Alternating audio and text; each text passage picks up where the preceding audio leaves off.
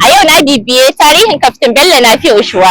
An haifi Kaftin Bello Nafi Ushuwa a ranar 10 ga watan Oktoba 1984 a ƙaramar hukumar Arewa ta jihar Kebbi, Najeriya. Ya fara karatun addinin Musulunci tun yana ƙarami, wanda ya bashi kyakkyawan tarbiyya da ginshiƙin ɗabi'a na rayuwa. Daga bisani ya shiga makarantar firamare ta zamani, wato Abubakar Gadi Malam Model Primary School birnin Kebbi, inda ya kammala karatun firamare a shekara ta 1996. Ya ci gaba da karatun secondary ɗinsa a Nigeria Science College birnin Kebbi, a inda ya kammala a shekarar 2003. Bayan kammala karatunsa na secondary, ya rungume harkar sana'ar koyon teku, wato Maritime Studies. Ya shiga Alex Maritime Science Academy a masarautar Thailand, inda ya samu horo a matsayin matuƙin jirgin ruwa. A lokacin karatunsa, ya samu Class 3 Certificate of Competency a shekarar 2008, Class 2 Certificate of Competency a shekarar 2010, da kuma Class 1 Merit Certificate of Competency a shekarar 2013.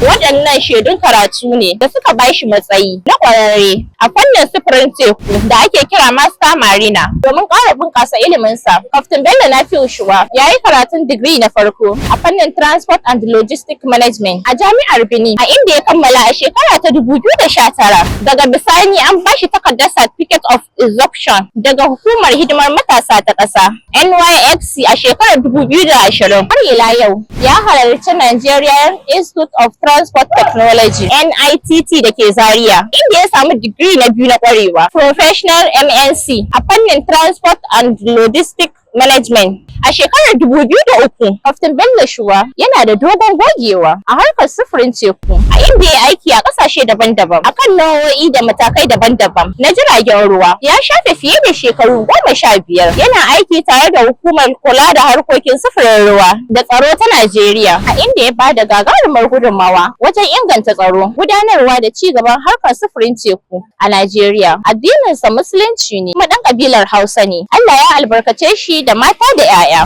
Domin samun tarihin magabatanmu da manya-manyan mutane, ku ci gaba da bibiyar shirye-shirye na a shafuka na sada zumunta ire-iren su TikTok, Instagram, Facebook da sauransu.